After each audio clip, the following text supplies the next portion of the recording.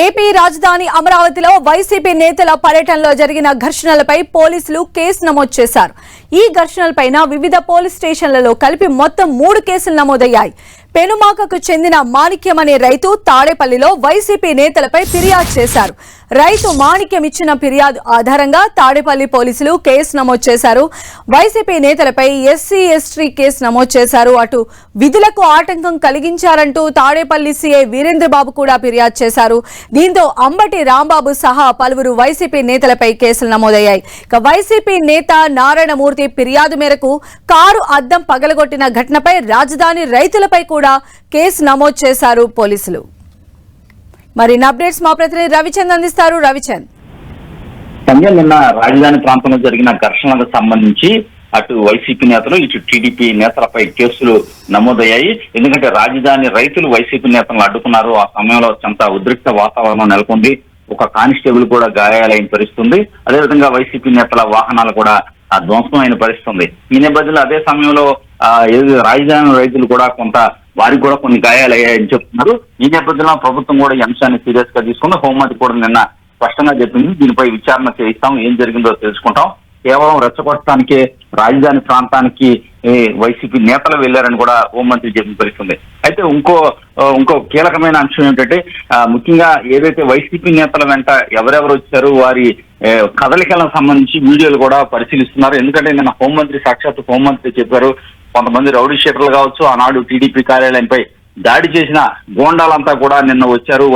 వారంతా కూడా మాకు వీడియో ఫుటేజ్ ఉంది, ఫోటోలు కూడా వచ్చాయని కూడా హోంమంత్రి చెప్పారు. ఈ నేపథ్యంలో పోలీసులు ఆ యాంగిల్లో కూడా ఇక్కడ విచారణ చేస్తున్నట్టు మనకి తెలుస్తోంది. ముఖ్యంగా చూసుకుంటే మొత్తం 3 కేసులు నమోదయ్యాయి. పెనుమాకకు చెందిన మాణిక్యం ఇచ్చిన ఫిర్యాదుపై వైసీపీ నేతలపై SC/ST కేసు నమోదైంది.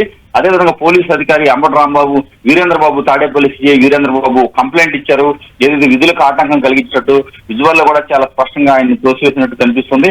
ఈ నేపథ్యంలో పోలీస్ యాక్ట్ 30 కింద కేసు నమోదైంది. అదేవిధంగా వైసీపీ నేత నారాయణమూర్తి ఫిర్యాదు మేరకు కూడా కారు అద్దాల పగలగొట్టినందుకు కూడా యువతల పార్టీపై కూడా ఒక కేసు నమోదైన పరిస్థితుంది. మొత్తం 3 కేసులు కూడా నమోదయ్యాయి.